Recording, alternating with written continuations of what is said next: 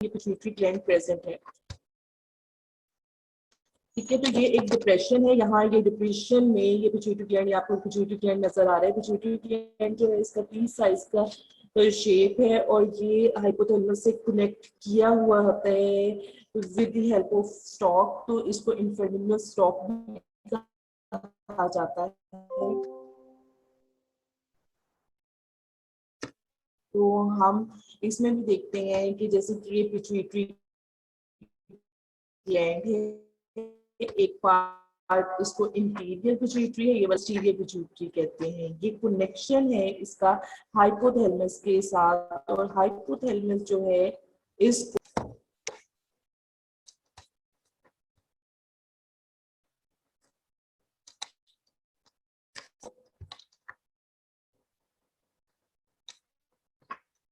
चलें दोबारा रिपीट करते हैं। अब देखिए मेरी आवाज क्लियर आ रही है, तो हम कंटिन्यू करते हैं।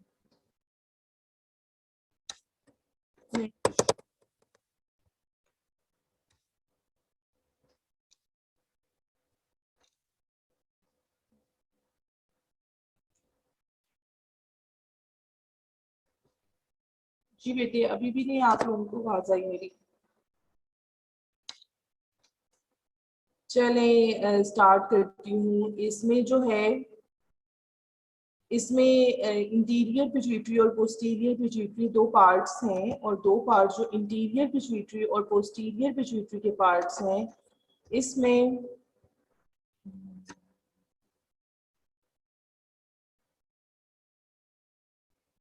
ठीक है। अब हाइपोथैलेमस इसको कंट्रोल करता है, ये हाइपोथैलेमस की पॉइंट है। इसके बाद ये पोस्टीरियर पार्ट है, ये इंटीरियर पार्ट है। इंटीरियर पार्ट में सेल्स आप लोगों को नजर आ रही है, एंडोक्राइन सेल्स हैं जहां से हार्मोन रिलीज होते हैं। अब इंटीरियर पार्ट भी अगेन तीन हिस्सों में डिवाइड है, और सबसे पहले ये जो पार्ट है इसको टिबुलैरिस कहा जाता है, ये वाला जो पार्ट है इसको डिस्टेलस कहा जाता है, और इस वाले पार्ट को जो कहा जाता है वो पार्ट्स इंटरमीडिया है। जो ये जो आप लोगों को साथ एक सेल पार्ट नजर आ रहा है जिसको पोस्टीरियर पिट्यूटरी कहा जाता है, पोस्टीरियर पिट्यूटरी जो एक्चुअली में इसमें नर्व्स होती हैं, इसमें सेल्स नहीं होती, इसकी नर्व एंडिंग हो सकती है या ग्लाइल सेल्स हो सकती हैं, ये चीजें हो सकती हैं। अब ये जो हाइपोथैलेमस, जो ये हाइपोथैलेमस से कनेक्शन है, इस कनेक्शन को जो दरमियान में आपको ट्यूब लाइक स्ट्रक्चर नजर आता है इसको स्टॉक कहा जाता है, या आप हाइपोफिजियल स्टॉक कह सकते हैं, या इनफेंडिबुलम स्टॉक कह सकते हैं, या पिट्यूटरी स्टॉक कह सकते हैं। एक ही नाम है तीनों चीजों के। इसके बाद ये जो आप लोगों को ये देखेंगे पिट्यूटरी ग्लैंड एक डिप्रेशन के अंदर प्रेजेंट है, और ये जो डिप्रेशन के अंदर प्रेजेंट है ये स्फीनाइड बोन है जिसके अंदर ये थोड़ा सा डिप्रेशन है, और ये जो डिप्रेशन है इसमें ये पिट्यूटरी ग्लैंड प्रेजेंट है। ठीक है, और इसका साइज भी पी शेप का साइज है, इसका बहुत छोटा सा साइज है। और ये जो बोन स्फीनाइड बोन है इसको, इसकी जो शेप है वो सेडल लाइक होती है, इसीलिए इस डिप्रेशन को हम सेला टर्सिका भी कहते हैं। ठीक है, हम नेक्स्ट स्लाइड पे देखते हैं, और नेक्स्ट स्लाइड में आप लोगों को पता चल रहा है pituitary gland is called the hypophysis और मास्टर ग्लैंड। इसका दूसरा नाम पिट्यूटरी ग्लैंड कह लें या हाइपोफाइसिस कह लें, एक ही बात है। और ये जो हाइपोफाइसिस है इसके अगेन जो डिवीजन है, ये interior pituitary also called as the adenohypophysis. Adeno का मतलब होता है ग्लैंड, हाइपो का मतलब होता है बीनीथ, और फाइसिस का मतलब होता है ग्रोथ। ठीक है, ये ऐसा ग्लैंड देखा जाता है जो ग्रोथ को कंट्रोल करता है, इसीलिए इसको एडिनोहाइपोफाइसिस कहा जाता है, क्योंकि इससे ग्रोथ हार्मोन भी रिलीज हो रहा है।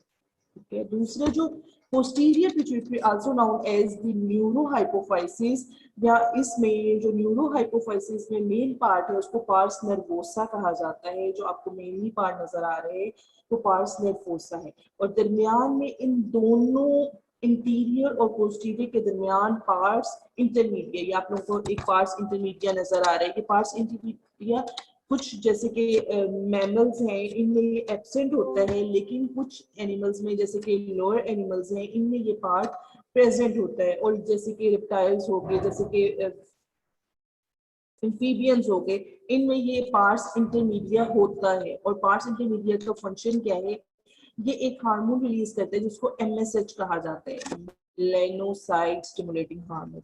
ये मेलानोसाइट जो स्टिमुलेटिंग हार्मोन है, मेलानोसाइट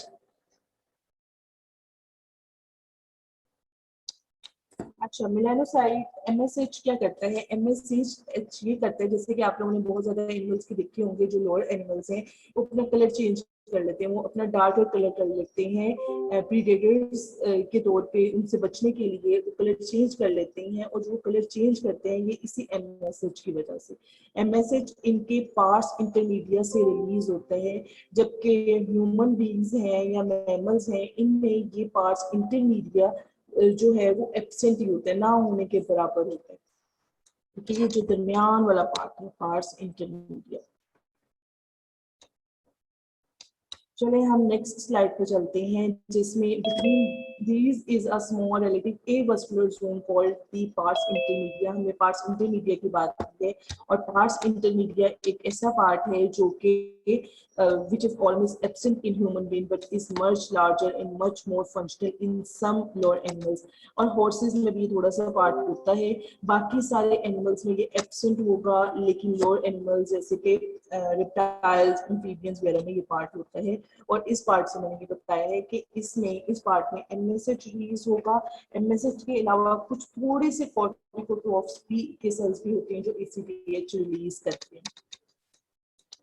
ये मैंने कुछ इसमें से बता दिया था। इसके बाद हाइपोथैलेमस कैसे ही कंट्रोल कर सकते हैं पिट्यूटरी ग्लैंड को? सबसे पहला जो पार्ट है, जैसे कि हमने पोस्टीरियर पढ़ा था, secretion from the posterior pituitary is controlled by the nerve signal that originate in the hypothalamus and terminate in the posterior pituitary। तो क्या आपने देखा था कि पोस्टीरियर पिट्यूटरी में से डायरेक्टली नर्व्स आती थी, और हाइपोथैलेमस से डायरेक्टली आती थी पोस्टीरियर पिट्यूटरी तक, और वो नर्व्स कंट्रोल करती थी। वो ओरिजिनेट कहाँ से हो रही है? वो हाइपोथैलेमस से। हाइपोथैलेमस पोस्टीरियर पार्ट को कंट्रोल कैसे कर रहा है? Through nerves. तो वो नर्व्स, जब भी कोई स्टिमुलस आएगा, वो नर्व कैसे ये पोस्टीरियर पिट्यूटरी को कंट्रोल करें।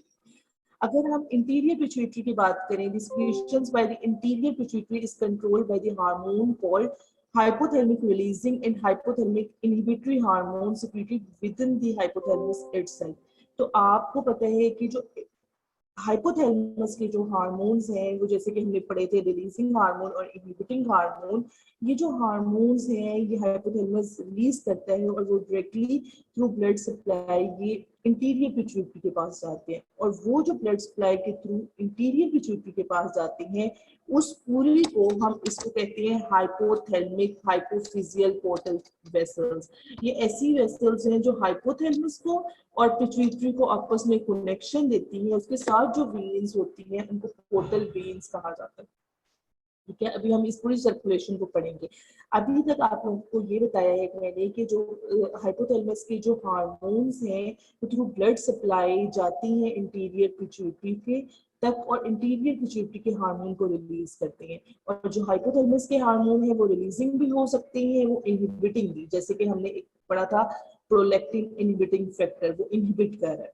जैसे कि हमने ग्रोथ हार्मोन इनहिबिटिंग हार्मोन पढ़ा था, वो ग्रोथ हार्मोन को इनहिबिट कर रहा है। इसी तरह रिलीजिंग हार्मोन्स है जो कि इंटीरियर पिट्यूटरी के हार्मोन्स को रिलीज करवाते हैं। क्लियर है ये? इसके बाद हमारे पास पोस्टीरियर पिट्यूटरी आता है। मैं इसको ही कंटिन्यू करूंगी पोस्टीरियर पिट्यूटरी को। पोस्टीरियर पिट्यूटरी में एक्चुअली में पोस्टीरियर पिट्यूटरी में क्या होती है? पोस्टीरियर पिट्यूटरी के जो हार्मोन्स हैं, ये पोस्टीरियर पिट्यूटरी में हमेशा ये रिलीज होते हैं हार्मोन। ये बनते कहाँ? ये हाइपोथैलेमस के पॉइंट पे हैं। The bodies of the cells that secretes the posterior pituitary hormone are not located in the pituitary gland itself, but are large neurons called the magnocellular neurons, located in the supraoptic and paraventricular nuclei of the hypothalamus. तो ये क्या है? ये जो hormones हैं ये posterior pituitary के point पे नहीं बनते, ये हार्मोन बनते हैं वो न्यूरॉन्स पे जो कि जिनकी सेल बॉडीज कहाँ प्रेजेंट है? वो हाइपोथैलेमस के पॉइंट पे प्रेजेंट है। और हाइपोथैलेमस के जो ये सेल न्यूरॉन्स कहा जाता है, मैग्नोसेलुलर का मतलब है, मैंने लास्ट में बताया था कि ये ऐसी न्यूरॉन्स हैं जिनकी सेल बॉडीज बहुत ज्यादा होती है, बहुत बड़ी होती हैं, लार्जर होती हैं, इनको मैग्नोसेलुलर न्यूरॉन्स कहा जाता है। तो magnocellular neurons located in the supraoptic and paraventricular nuclei, तो ये हाइपोथैलेमस के इन दोनों पॉइंट्स पे ये मैग्नोसेलुलर न्यूरॉन्स प्रेजेंट है जो कि ये हार्मोन्स बनाते हैं. These hormones are then transported in the axoplasm of the neuron nerve fibre passing from the hypothalamus to the posterior pituitary gland. अब इसमें क्या होता है, मैं आप लोगों को इसकी पिक्चर की तरफ लेकर जाती हूँ. इसमें मैंने ये लास्ट टाइम भी बताया था. इसमें ये क्या होता है,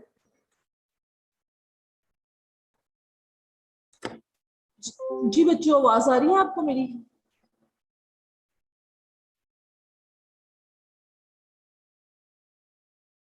बच्चों आवाज आ रही है?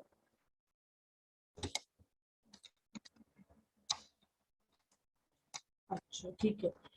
चले मैं इधर से ही बताती हूँ कि इसमें क्या होगा. इसमें एक पिक्चर की तरफ लेकर जाती हूँ. इस पिक्चर में क्या है, इस पिक्चर में ये दो न्यूक्लियाई है, न्यूक्लियर की जगह है. अब ये सेल बॉडीज देख रही है, सेल बॉडी से हार्मोन बन रहे हैं और ये क्या करते हैं, ये एक्सोप्लाज्म, ये जो इनके एक्सोन्स में इनकी इतनी लंबी एक्सोन्स हैं, सेल बॉडीज इतनी लार्ज है, उसके बाद ये जो एक्सोन्स इतने लार्ज हैं कि वो डायरेक्टली पोस्टीरियर पिट्यूटरी तक जाते हैं. ये आप लोग देखें, जब ये हार्मोन्स बनते हैं, ये दोनों हार्मोन जो कि एडीएच है या ऑक्सीटोसिन है, ये दोनों पॉलीपेप्टाइड हार्मोन्स है. और पॉलीपेप्टाइड का मतलब है ये 9 अमीनो एसिड से बने हुए, दोनों हार्मोन 9 अमीनो एसिड से बने हुए हैं. और ये सिर्फ अपनी एक थर्ड लोकेशन में जो अमीनो एसिड है वो आपस में चेंज है, और 8वें नंबर पे जो अमीनो एसिड्स हैं वो चेंज है, बाकी इनका सीक्वेंस सिमिलर ही है. और ये जो न्यूरॉन्स हैं, वो न्यूरॉन्स क्या करते हैं, ये हार्मोन्स को बनाते हैं. उनकी जैसे कि राइबोसोम्स इसको बनाएगा और उसको पैक कर देगा गोल्गी ऑपरेटस में, और वो वेसिकल्स मूव करता जाएगा और ये टर्मिनल्स तक चला जाएगा. जब मैसेज आएगा तो मैसेज नर्व के थ्रू आ सकता है. तो इन हार्मोन्स को न्यूरो एंडोक्राइन हार्मोन्स भी कहा जाता है, क्योंकि ये जो हार्मोन्स है ये कौन प्रोड्यूस कर रहा है, ये नर्व प्रोड्यूस कर रही है. और इसके लिए ये दूसरे न्यूरॉन से थोड़ा सा डिफरेंट है. दूसरे न्यूरॉन्स में आपने देखा था एक नर्व स्टिमुलेट होती है तो वो दूसरे को स्टिमुलेट करती है, लेकिन ये जब नर्व स्टिमुलेट होंगी तो ये हार्मोन रिलीज करेंगी. और हार्मोन जो होगा, जैसे कि आपने दूसरे नर्व्स की बात की थी, तो वहां न्यूरोट्रांसमीटर रिलीज होता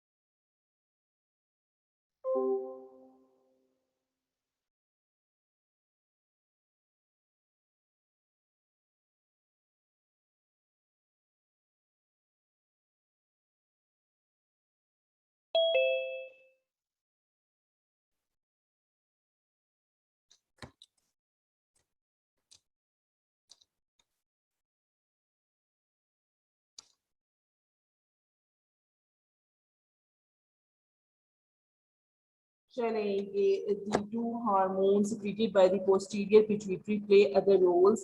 ADH is formed primarily in the supraoptic nuclei, whereas oxytocin is formed primarily in the paraventricular nuclei. अब मैंने आप लोगों को बताया था कि ये दोनों जो न्यूक्लियाई हैं ये दोनों हार्मोन्स प्रोड्यूस कर सकते हैं. जैसे कि सुप्रा ऑप्टिक जो बहुत ज्यादा जो हार्मोन प्रोड्यूस करता है वो एडीएच है, लेकिन ये बहुत कम क्वांटिटी में ऑक्सीटोसिन भी रिलीज करेगा. ऐसे पैरावेंट्रिकुलर बहुत ज्यादा अमाउंट में ऑक्सीटोसिन रिलीज करता है, लेकिन कुछ अमाउंट में ये एडीएच भी रिलीज करता है. ठीक है. अब ये जो दोनों न्यूरॉन्स हैं ये हार्मोन प्रोड्यूस करते हैं, और प्रोड्यूस करने के बाद ये जाते हैं ब्लड में. और ब्लड में इनका जो टाइम इंटरवल है, जैसे कि एडीएच का टाइम इंटरवल है, ये 20 मिनट्स तक ये ब्लड में रहता है और जल्दी से अपने टारगेट ऑर्गन तक चला जाता है. तो ये पॉलीपेप्टाइड हार्मोन्स हैं और ये वाटर सोल्यूबल है, वाटर में डिसॉल्व हो जाती है, तो बहुत जल्दी इनका एक्सक्रीट हो जाते हैं बॉडी से. अब जो एडीएच हार्मोन है जिसका दूसरा नाम वेसोप्रेसिन है, अब ये क्या काम करता है, एडीएच का काम ये है जैसे कि एंटी डायबिटिक हार्मोन है, ये यूरिन आउटपुट को कम करता है, सारा वाटर अब्जॉर्ब कर लेगा। अगर वो सारा वाटर अब्जॉर्ब कर लिया है तो यूरिन जो होगा वो कंसंट्रेटेड यूरिन होगा। अगर एडीएच नहीं है तो वाटर सारा यूरिन में चला जाएगा, जिसकी वजह से वाटर लॉस हो सकता है। तो एडीएच क्या करता है, आपकी बॉडी में वाटर कंजर्व करता है। तो एक काम मैंने ये बता दिया। तो दूसरा इसका जो काम था वो बीपी का काम है कि बीपी के काम को, ब्लड प्रेशर को, ये प्रेशर वेसल्स पे प्रेशर डालता है। अगर वेसल्स पे प्रेशर डालता है जिसकी वजह से क्या होगा, इसका प्रेशर की वजह से ये हो सकता है कि ये जिसकी वजह से ब्लड प्रेशर, हम पूरा फिनोमिना आगे भी नेक्स्ट भी पढ़ेंगे कि कैसे ब्लड प्रेशर को ज्यादा करता है।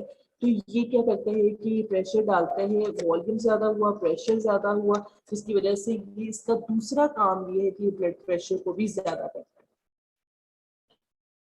अच्छा, control the rate of water excretion into the body, thus helping to control the conservation of water in the body fluid. उसके बाद जो दूसरा आप लोगों को फंक्शन, दूसरा जो हार्मोन है वो ऑक्सीटोसिन है। ये कॉन्ट्रैक्शन करता है मेमरी ग्लैंड की, जिससे मिल्क लेट डाउन या मिल्क रिलीज हो जाता है, और यूट्रस की भी कॉन्ट्रैक्शन करता है जिसकी वजह से फीटस को भी एक्सपेल करने के लिए हेल्पफुल है। तो ये स्मूथ मसल्स की कॉन्ट्रैक्शन करता है। अब हम इसके फिनोमिना पढ़ते हैं कि ये कैसे कैसे ये काम करता है। जब भी आपकी बॉडी में ऑस्मोलैरिटी ज्यादा होती है, अब यहाँ से हमें कंटिन्यू करना था, ऑस्मोलैरिटी क्या होती है। ऑस्मोलैरिटी क्या होती है, ऑस्मोलैरिटी कहा जाता है कि जब आपकी बॉडी में सोल्यूट की कंसंट्रेशन बहुत ज्यादा हो गई है, अगर सोल्यूट की कंसंट्रेशन बहुत ज्यादा है, सोडियम, सोल्यूट में सोडियम आ सकता है, मेजॉरिटी केसेस में ग्लूकोज भी आ सकता है। तो ऐसे सोल्यूट्स की ऑस्मोलैरिटी है कि, ऑस्मोलैरिटी का मतलब है कि सोल्यूट की कंसंट्रेशन जो हम काउंट करते हैं पर लीटर ऑफ ब्लड, तो उसको ऑस्मोलैरिटी कहा जाता है। अगर ऑस्मोलैरिटी नॉर्मल आपके ब्लड में जो होती है वो 280 टू 310 मिली ऑस्मोल पर लीटर होती है ब्लड में, लेकिन अगर ऑस्मोलैरिटी का मतलब है कि सोल्यूट बहुत ज्यादा हो गए हैं, अगर सोल्यूट बहुत ज्यादा हो गई है जिसमें सोडियम या आयरन की कंसंट्रेशन बहुत ज्यादा हो गई है, इसमें हम उसको कहेंगे राइज इन ब्लड ऑस्मोलैरिटी। जब ऑस्मोलैरिटी सोल्यूट ज्यादा हो गए हैं, वाटर कम हो गया है, तो उससे क्या होगा, हमारी बॉडी में कुछ सेंसर्स हैं जिनको ओस्मो सेंसर्स, ओस्मो रिसेप्टर्स कहा जाता है। अब ये जो ओस्मो रिसेप्टर्स हैं वो डिटेक्ट करते हैं कि आइदर ये नॉर्मल ऑस्मोलैरिटी है या ज्यादा हो गई है। अगर वो ज्यादा हो गई है, 310 से ज्यादा हो गई है, तो ये ओस्मो रिसेप्टर एक्टिवेट होते हैं। अब ये ओस्मो रिसेप्टर कहाँ करके प्रेजेंट है, ये हाइपोथैलेमस के पॉइंट पे प्रेजेंट है, और या फिर ऑस्मोरिसेप्टर प्रेजेंट है एसोफेगस में भी कह सकते हैं, स्टमक में भी कह सकते हैं। और ये क्या करते हैं, ऑस्मोरिसेप्टर्स जाते हैं हाइपोथैलेमस वाले पॉइंट पे, और वो स्टिमुला भेजते हैं हाइपोथैलेमस को कि वहां से एडीएच को रिलीज कर। ऑस्मो रिसेप्टर्स या तो अगर एसोफेगस में है वो आपको थर्स्ट, जैसे कि आप पानी ज्यादा पियोगे, तो ये ऑस्मो रिसेप्टर्स की वजह से ये है कि ये ऑस्मो रिसेप्टर्स स्टिमुलाई भेजते हैं हाइपोथैलेमस की तरफ, और ये जो हाइपोथैलेमस की तरफ ये स्टिमुलाई भेज रही हैं, जिसकी वजह से ये एरिया जो पहले से बना हुआ है स्टोर फॉर्म में वेसिकल्स में है, तो वो स्टोर फॉर्म में जो वेसिकल्स में है वो जल्दी से रिलीज हो जाएगा ब्लड स्ट्रीम में। और जब ये ब्लड स्ट्रीम में रिलीज हो जाएगा, वो क्या करेगा, इसके दो तरह के रिसेप्टर्स होते हैं, V1 और V2। V1 रिसेप्टर्स कहाँ तक के प्रेजेंट थे, ये ब्लड वेसल्स पे प्रेजेंट थे, और V2 कहाँ तक के प्रेजेंट थे, ये नेफ्रॉन या कलेक्टिंग डक्ट या फिर आप ये कह सकते हैं डिस्टल कन्वोल्यूटिंग ट्यूब्यूल्स के पॉइंट पे ये प्रेजेंट थे। और ये क्या करते हैं, एडीएच ये करता है कि वो रिसेप्टर्स की मदद से वाटर जो है, वाटर चैनल्स लगाएगा, जिसकी वजह से वाटर सारा अब्सॉर्ब हो जाएगा से। अब जब सारा वाटर रीअब्सॉर्ब हो गया है, तो उससे क्या होगा, उससे ये होगा कि ऑस्मोलैरिटी, ये देखिए reabsorption of water helps maintain the blood volume. तो एक तो ऑस्मोलैरिटी, आप लोगों के ऑस्मोलैरिटी स्टिमुलस था, दूसरा ब्लड वॉल्यूम भी कम हो या ब्लड प्रेशर भी कम हो, तब भी ये स्टिमुलाई भेजती हैं एडीएच के रिलीज होने में, और एडीएच रिलीज हो जाता है, और एडीएच रिलीज होने के बाद वो ये करता है वाटर रीअब्सॉर्प्शन करने लग जाता है। और जब वाटर रीअब्सॉर्प्शन होने लग जाती है, तो वाटर रीअब्सॉर्प्शन से ये होगा कि ब्लड वॉल्यूम जो है वो दोबारा नॉर्मल हो जाएगा, क्योंकि सारा वाटर क्या हुआ, अब्सॉर्ब हुआ, किडनी लेवल से अब्जॉर्ब हुआ और ब्लड में आ गया। जब ब्लड वॉल्यूम एक अमाउंट से ज्यादा ब्लड में आ जाएगा तो वहां के उसको डिटेक्ट करने के लिए स्ट्रेच रिसेप्टर्स होते हैं। अगर के आइदर वो ब्लड वॉल्यूम बहुत ज्यादा हो गया, नॉर्मल तक हो गया, तो स्ट्रेच रिसेप्टर्स कहाँ करके प्रेजेंट होते हैं? स्ट्रेच रिसेप्टर्स एओर्टिक ऑर्ट्स के पास प्रेजेंट है, यहाँ या एट्रिया के पॉइंट पे प्रेजेंट है, हार्ट के पॉइंट पे आप कह सकते हैं, वहां करके ये स्ट्रेच रिसेप्टर प्रेजेंट है। और वो कहते हैं, वो स्टिमुलाई भेजते हैं हाइपोथैलेमस को कि और एडीएच को रिलीज ना करो। और जब वो ये इनहिबिटरी, आप इसको फीडबैक मैकेनिज्म भी कह सकते हैं, ये इसको नेगेटिव फीडबैक भेजता है कि और एडीएच को रिलीज ना करो। तो ये स्ट्रेच रिसेप्टर इनहिबिटरी फीडबैक दे रहा है कि एडीएच को और रिलीज ना करो। ये एडीएच ये सारा कुछ वाटर रीअब्जॉर्प्शन की वजह से हुआ। दूसरा क्या है, जो उसके दूसरे रिसेप्टर्स थे, जो आप लोगों के वीमन रिसेप्टर्स हैं, वो क्या करते हैं? वेसल्स को भी कंस्ट्रिक्ट करते हैं, उसके ल्यूमन को छोटा करते हैं।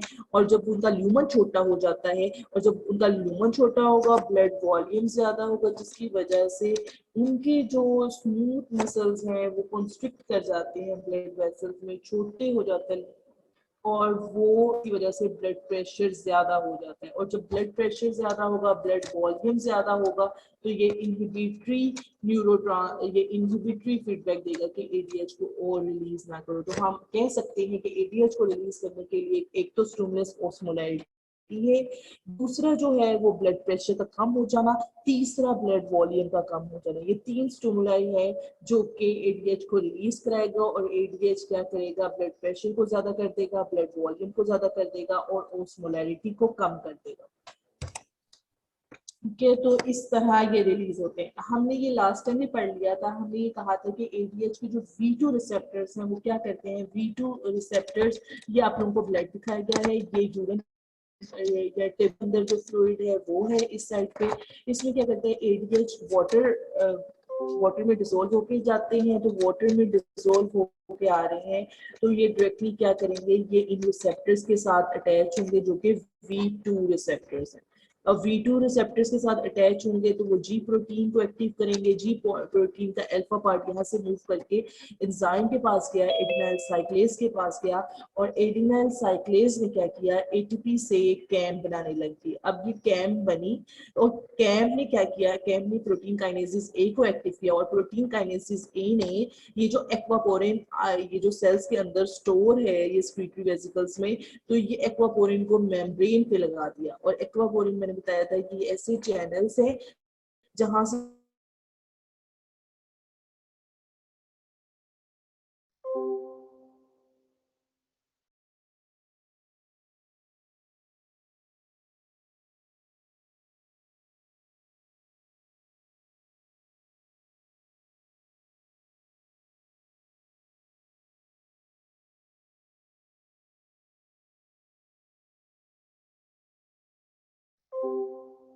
अब्जॉर्ब हो जाएगा, डिस्टल कंडक्टर भी अब्जॉर्ब हो गया, तो जल्दी से ये वो मूव नहीं करेगी, वो ये करेगी कि यहाँ से जल्दी से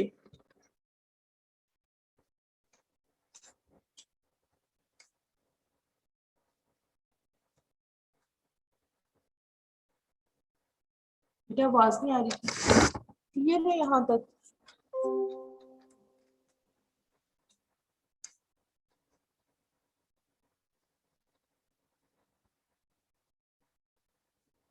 अच्छा चलो मैं इसको रिपीट करती हूँ। इसमें मैंने बताया था कि ये जो एक्वापोरिन है, ये एक्वापोरिन जो सेक्रेटरी वेसिकल्स में स्टोर होती है,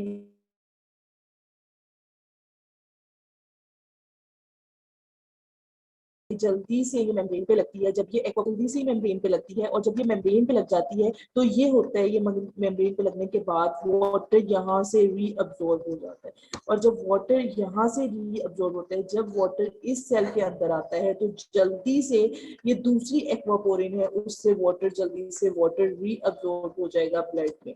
तो एक्वापोरिन 3 जो है ये नॉर्मली इसी सेल के अंदर प्रेजेंट, ये जो मेम्ब्रेन है इस पे लगी रहती है, ये यहाँ से डिटैच नहीं होती जैसे एक्वापोरिन 2 है। अब ये क्या होगा? जब एडीएच यहाँ से रिमूव हो जाएगा, रिसेप्टर से रिमूव हो जाएगा, तो ये जो अल्फा जी प्रोटीन है, इसका अल्फा पार्ट दोबारा अपने पास इधर चला जाएगा, कैंप नहीं बनेगी, कैंप नहीं बनेगी, प्रोटीन काइनेसिस एक्टिव नहीं होंगी, तो ये जो एक्वापोरिन 2 थी ये दोबारा सेल के अंदर आ जाएगी और स्क्रिप्टी वेसिकल में स्टोर हो जाएगी। ये सारा रिवर्स में चल जाएगा। और अगर ये एक्वापोरिन 2 इस मेम्ब्रेन पे प्रेजेंट नहीं होगी तो वाटर यहाँ से रिअब्सॉर्ब नहीं होगा, सेल के अंदर नहीं आएगा। अगर सेल के अंदर नहीं आया तो यहाँ से ब्लड में रिअब्सॉर्ब नहीं होगा। तो आप ये कह सकते हैं नेक्स्ट में, तो ये कुछ क्वेश्चंस है, व्हाट विल बी यूरल concentration whenever there is absence of the ADH। तो ADH अगर एब्सेंट है तो कौन सा यूरन होना चाहिए, कंसंट्रेटेड या डेल्यूट यूरन। तो आप लोगों को पता है कि अगर ADH नहीं है तो वाटर भी अब्सॉर्ब नहीं होगा, तो सारा जो वाटर है किसके थ्रू ये यूरन में स्पीट आउट हो जाएगा, तो डिल्यूटेड यूरन होगा। तो ADH ने नॉर्मली क्या करना था, कलेक्टिंग ट्यूब्यूल्स और डक्ट के ऊपर काम करके इसने वाटर भी अब्सॉर्ब करना था। अगर ADH नहीं है तो वाटर इम्परमिएबल है, चैनल्स भी लगे हुए, अगर चैनल्स नहीं लगे हुए तो वाटर कहाँ से रीअब्सॉर्ब होगा, तो वाटर रीअब्सॉर्ब नहीं होगा, सारा यूरिन में स्पीट आउट हो जाएगा। अच्छा, अगर ADH प्रेजेंट है तो वाटर रीअब्सॉर्ब होगा और रीअब्सॉर्ब होने के बाद क्या करेगा, सारा जो रीअब्सॉर्ब करने के बाद वो चला जाएगा ब्लड में और कंसंट्रेटेड यूरिन होगा। कुछ ये क्वेश्चन है, when a concentrated electrolyte solution is injected into the artery what will be happen। तो आपने बताना है कि इसका ADH secretions पे क्या काम है। तो कंसंट्रेटेड हम इलेक्ट्रोलाइट सॉल्यूशंस को इंजेक्ट कर देंगे आर्टरी में, तो इससे ADH की सिक्रीशन होगी कि नहीं होगी, ठीक है। और when a dilute electrolyte solution is injected into the artery what will be happen।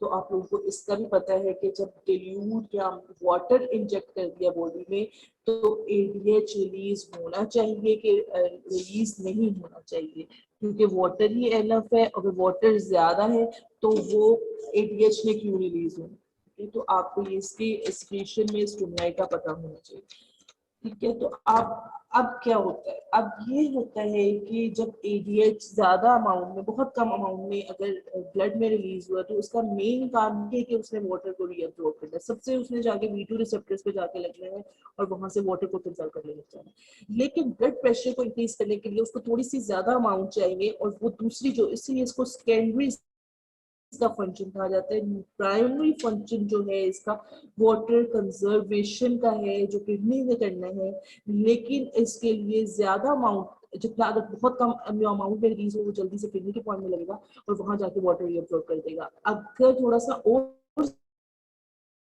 ज्यादा रिलीज होगा फिर आके वो वेसल्स पे लगेगा और वेसल्स को कंस्ट्रिक्ट करेगा। तो वेसल्स को कंस्ट्रिक्ट करने के लिए या आर्टरीज को कंस्ट्रिक्ट करने के लिए उसको थोड़ी सी ज्यादा अमाउंट चाहिए, तो आप इसको सेकेंडरी इसका काम कह सकते हैं। सेकेंडरी फंक्शन जो है वो वेसल्स को कंस्ट्रिक्ट करना है, और इसीलिए इसको वेसोप्रेसिन कहा जाता है कि वेसल्स को प्रेशर डालती है और बीपी को ज्यादा करती है।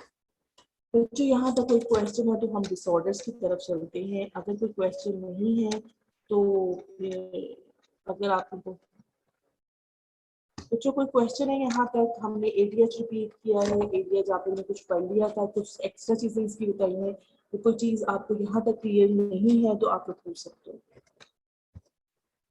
भी बच्चे किसी ने क्वेश्चन करना है तो आप लोग पूछो।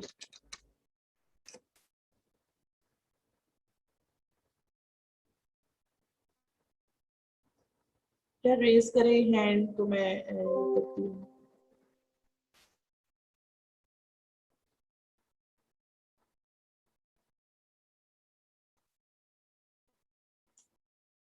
जी किसने पूछना है, संडी गुलजार फातिमा जी बेटी आपने भी पूछना है, आपको तो पहले रेज था। जी सुहेब अरशद आप पूछना चाह रहे हो। मैंने ये पूछना था, जब ये प्रोटीन काइनेज एक्टिव होते हैं उसके बाद क्या होता है, वो एक्वा वाला मुझे समझ नहीं आया। वो बेटे थोड़ा सा। प्रोटीन काइनेसिस जब भी एक्टिव होंगे तो वो एक चैनल्स को एक्टिव कर देंगे, और वो चैनल से क्या मतलब है, वो एक्वापोरिन को एक्टिव करते हैं। एक्वापोरिन वैसे सेल्स के अंदर स्टोर रहती है, वो स्टोर ऐसी प्रोटीन है। हमने बात की थी ना प्रोटीन काइनेसिस का काम क्या था, प्रोटीन काइनेसिस ने डिफरेंट प्रोटीन्स को एक्टिव कर देना, और वो जो डिफरेंट प्रोटीन्स को एक्टिव करती हैं वो कैसे प्रोटीन्स को एक्टिव करते हैं, वो इसमें ये एक्वापोरिन को एक्टिव कर रहे हैं। एक्वापोरिन ऐसे चैनल्स हैं जो जाके मेम्ब्रेन पे लग जाती है, वो पोर्स या आपके पोर्स जाके मेम्ब्रेन पे लग जाते हैं, उन पोर्स के थ्रू वाटर की रीअब्जॉर्प्शन होती है। और ये प्रोटीन काइनेसिस ने किया है, एक्वापोरिन को उस मेम्ब्रेन पे जाके लगा दिया है और मेम्ब्रेन से वाटर भी अब्सॉर्ब होता है। पोरिंग का मतलब होता है पोर, एक्वा का मतलब है वाटर, और ये वाटर के पोर्स मेम्ब्रेन पे लग जाते हैं और वहां से वाटर भी अब्सॉर्ब हो जाता है। मैम क्लियर ये है बेटा? वाटर मैम ये वाटर ब्लड से आ रहा है? नहीं नहीं बेटा, टेब्यूलर फ्लूइड से वाटर आ रहा है। टेब्यूलर का फ्लूइड क्या है, मतलब नेफ्रॉन, आप लोगों को पता है, नेफ्रॉन के अंदर जो आप यूरिन से कह सकते हो, ये सारा जो फ्लूइड है ये जो रीअब्सॉर्ब हो रहा है, ये यूरिन से अब्सॉर्ब होके अब्सॉर्ब होके ब्लड में जा रहा है। जी मैम। ठीक है बेटे? यस। चले जल्दी से फातिमा बच्चे आप भी पूछो, क्या पूछना है? मैम वो मैंने पूछना था कि आपने बताया कि इफ ऑस्मोलैरिटी इंक्रीज हो जाती है नॉर्मल से, तो मैम आर्टिक आर्च का आपने बताया कुछ, वो रिपीट कर दें। किसका बताया? मैम आर्च का। अच्छा ठीक है। वो बेटे मैंने बताया है कि कुछ जैसे कि स्ट्रेच रिसेप्टर्स होते हैं, जो स्ट्रेच रिसेप्टर्स जो ब्लड वॉल्यूम को देखने के लिए हमारे पास हमारी बॉडी में डिफरेंट रिसेप्टर्स हैं जो स्टिमुलाई भेजते हैं। अब जो स्ट्रेच रिसेप्टर्स हैं, जब भी वॉल्यूम ज्यादा होता है वो थोड़े से स्ट्रेच हो जाते हैं, और जब वो स्ट्रेच होते हैं वो स्टिमुलाई भेजते हैं, और वो जो स्ट्रेच रिसेप्टर्स है कहाँ करके प्रेजेंट होते हैं, ये अयोटा, अयोटा की जो आर्च बनती है, अयोटिक आर्च के पास ये प्रेजेंट है स्ट्रेच रिसेप्टर्स। या आप एट्रिया में भी कह सकते हैं, कैरोटिड आर्च जो बनती है वहां करके ये स्ट्रेच रिसेप्टर, जब भी ब्लड में थोड़ा सा वॉल्यूम ज्यादा होता है तो ये वो जो स्ट्रेच रिसेप्टर्स हैं वो स्ट्रेच हो जाते हैं और स्टिमुलाई भेजते हैं, आप कह दो हाइपोथैलेमस के एडीएच को रिलीज ना करें। ठीक है, मैंने ये बात की थी, आपने ठीक है। यही बात पूछी है मुझसे? यस मैम, यस मैम, यही पूछी थी। अच्छा गुलजार फातिमा जी, आप पूछना चाह रहे थे मैम क्या वो कुछ? पूछना था कि आपने जो शुरू में बताया था पोस्टीरियर पिट्यूटरी का, तो मतलब वो जो हार्मोन्स बनते हैं नर्व वेजल्स में, वो ट्रैवल करने के बाद पोस्टीरियर पिट्यूटरी में आते हैं? जी बेटे, वो नर्व ऐसे हैं कि आपकी नर्व जो स्टार्ट हो रही है वो हाइपोथैलेमस के पॉइंट से स्टार्ट हो रही है, वो एक्सोन, जो इतना लंबा एक्सोन है वो डायरेक्टली जा रहा है पोस्टीरियर पिट्यूटरी तक, वो ट्रांसपोर्ट करता है। बस आप ये नहीं कह सकते कि पोस्टीरियर पिट्यूटरी ये हार्मोन बना रही है, हाइपोथैलेमस से जो नर्व्स आ रही है वो बन रही है। बेशक कुछ पार्ट इसका पोस्टीरियर पिट्यूटरी में, आप ये कह सकते हो कि ये पोस्टीरियर पिट्यूटरी में रिलीज होते हैं हार्मोन। Okay ma'am. और मैम वो पूछना था V1 रिसेप्टर का दोबारा बता दें। V1 रिसेप्टर्स जो प्रेजेंट होते हैं वो वेसल्स पे होते हैं, और वेसल्स का मतलब है ये जो ब्लड वेसल्स आपको पता चलती है, इसके ऊपर इसके एक लेयर होती है, स्मूथ मसल्स इसके अंदर होते हैं। जब भी स्मूथ मसल्स कंस्ट्रिक्ट करते हैं या कॉन्ट्रेक्शन करते हैं, जो अंदर वाला, आप एक पाइप समझ लें, आप पाइप के जो बाहर वाली, अगर हम बाहर उस पर प्रेस करेंगे तो इसका मतलब है प्रेस किया, जिसकी वजह से वो जो अंदर वाला जो ल्यूमन है वो छोटा हो जाता है। जब वो छोटा होता है तो आप किसी फ्लूइड को मूव कर रहे हैं तो वो प्रेशर से मूव करता है। तो ये जो आर्टरीज हैं इनमें जो स्मूथ मसल्स हैं वो कंस्ट्रिक्ट करते हैं, जब भी कंस्ट्रिक्ट करते हैं जो अंदर वाला ल्यूमन है या आप अंदर वाला डायमीटर है वो छोटा हो जाता है, वहां से फ्लूइड एक फ्लो के साथ और बड़े प्रेशर के साथ जाता है, इसीलिए ये ब्लड प्रेशर को ज्यादा कर सकते हैं। तो मतलब ये एक स्टिमुलस की तरह एक्ट करता है? बेटी स्मूथ मसल्स रिएक्ट करते हैं, मतलब उनको कंस्ट्रिक्ट करते हैं, आप ये कह सकते हो वेसोप्रेसिल एडीएच जाके उनके स्मूथ मसल्स को कंस्ट्रिक्ट करेगा, जिसकी वजह से ब्लड प्रेशर ज्यादा हो जाता है। Okay, thank you ma'am. चलें हम कुछ एक डिसऑर्डर पढ़ लेते हैं, और ये जो डिसऑर्डर है कितने मिनट पढ़ते हैं? अच्छा अभी है 4 मिनट्स। अब प्राइमरी फंक्शन मैंने आप लोगों को बताया है कि प्राइमरी फंक्शन जो है वो यही है कि वाटर की रीअब्जॉर्प्शन करना, किडनी के पॉइंट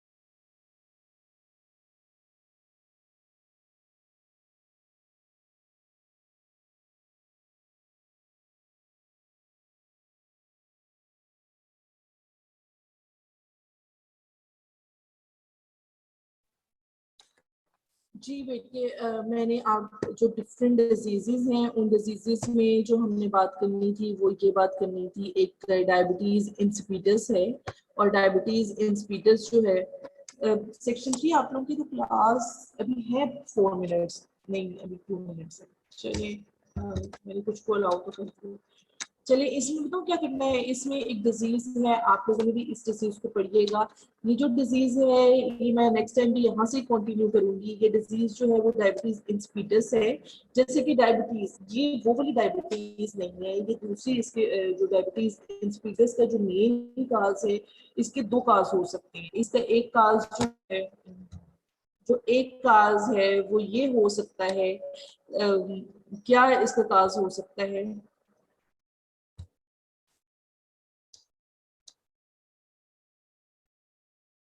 इसके काज में क्या हो सकते हैं कि डायबिटीज इंसिपिडस के काज में एक काज ये होगा कि एडीएच जो है, एडीएच अगर ना बनेगा ना ना रिस्पॉन्ड करेगा इसको डायबिटीज इंसिपिडस। डायबिटीज का मतलब है कि जो यूरिन आउटपुट है वो बहुत अमाउंट में यूरिन है, वो पोलीयूरिया आप कह सकते हैं कि बहुत अमाउंट में स्वीट आउट हो रहा है। अगर बहुत ज्यादा अमाउंट में यूरिन बन रहा है तो इसको डायबिटीज इंसिपिडस कहा जाता है। आपने डायबिटीज, दूसरी डायबिटीज भी देखी हुई है, डायबिटीज मेलाइटस जिसको कहा जाता है, उसमें भी यूरिन आउटपुट बहुत ज्यादा होती है, लेकिन उसकी काज कुछ और है। लेकिन यहाँ जो डायबिटीज इंसिपिडस जो हमने बात की है ये एडीएच की वजह से होती है। अगर एडीएच बहुत कम हो या फिर जो आप लोगों के V2 रिसेप्टर्स हैं वो काम करना छोड़ते हैं तो इसको जो इस वजह से होगी तो ये डायबिटीज इंसिपिडस होगी। जो एडीएच या तो एडीएच बन नहीं रहा और यहाँ पे उसके जो रिसेप्टर्स हैं वो काम करना बंद कर दिए।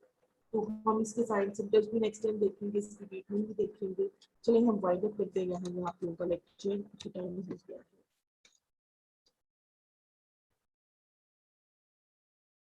तो जो आप लोगों की क्लास में थोड़ी सी ये अरेंज करना चाहती हूँ, मेरी भी डिस्टर्बेंस होती है कि आप लोगों को बस मैं 5 मिनट भी 2-3 मिनट भी ऊपर नहीं ले सकती। तो आप लोगों की क्लास अगर मैं अरेंज कर दूँ मुझे सीआर कोई भी टाइम प्रेफर कर ले, क्योंकि मेरी ये दरमियान में क्लास अभी इसके बाद भी क्लास है, तो ये इकट्ठी क्लास 5 मिनट ऊपर भी चले जाते हैं तो कोई मसला नहीं है।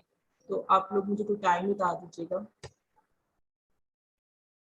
और आप लोगों की ये जो गूगल क्लासरूम में आप लोगों की शेयर कर दूंगी, मैं आप लोगों की रिकॉर्डिंग जो मैंने रिकॉर्डिंग की हुई है तो मैं आप लोगों की शेयर कर लूँगी। आप लोग मुझे ज्वाइन कर लीजिएगा गूगल क्लासरूम में, आपको लिंक सेंड कर दिया है। ठीक है बच्चों, थैंक यू सो मच।